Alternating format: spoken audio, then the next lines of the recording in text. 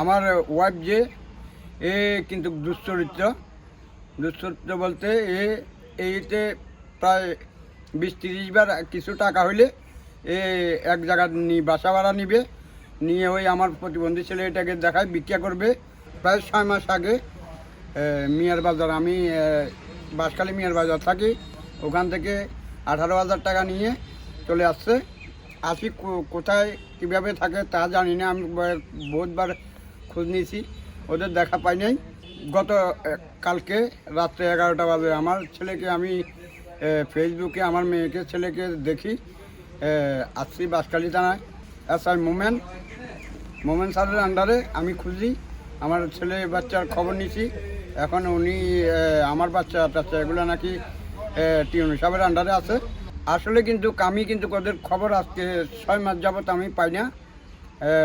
আমার বাচ্চার খোঁজ আমি বহুত নিয়েছি। আমার ওয়াইফ যে এ কিন্তু দুশ্চরিত্র বলতে এইতে প্রায় 20-30 বার কিছু টাকা হইলে এ এক জায়গা বাসা ভাড়া নিবে, নিয়ে ওই আমার প্রতিবন্ধী ছেলে এটাকে দেখায় ভিক্ষা করবে, হ্যাঁ, জায়গা দেনা করবে, হ্যাঁ, এরকম আমি বহু টাকা জরিমানাও দিছি।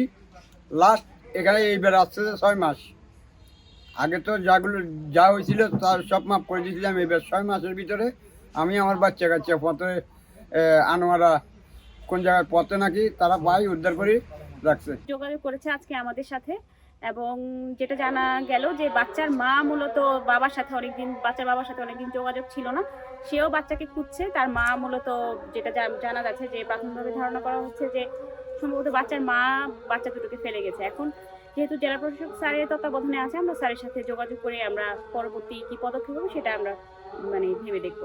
আপনারা হয়তো শুনেছেন গত 29 তারিখ দিবাগত রাত্রে 2টা শিশুকে কেবা কাহারা রাস্তায় ফেলে চলে গিয়েছিলেন। আমরা সেই বাচ্চাটিকে উদ্ধার করে বাচ্চাটি যে আমাদেরকে যে খবর দিয়েছিল তার হেফাজতে ছিল। পরে আমরা আনোয়ারা থানার নির্বাহী অফিসার এবং প্রমোশন অফিসার তাদেরকে অবগত করে তাদের পরামর্শক্রমে বাচ্চাটি যে উদ্ধার করেছিলেন তার কাছে হেফাজতে ছিল, এবং ডিসি মহোদয় এবং আমাদের SP মহোদয় স্যার অবগত আছেন। তাদের আমরা চিকিৎসা এবং তাদের যে খবর রাখা আমরা খবর নিচ্ছিলাম, এবং বাচ্চার বাবা মাকে খোঁজার জন্য আমরা আমাদের কার্যক্রম অব্যাহত রেখেছিলাম।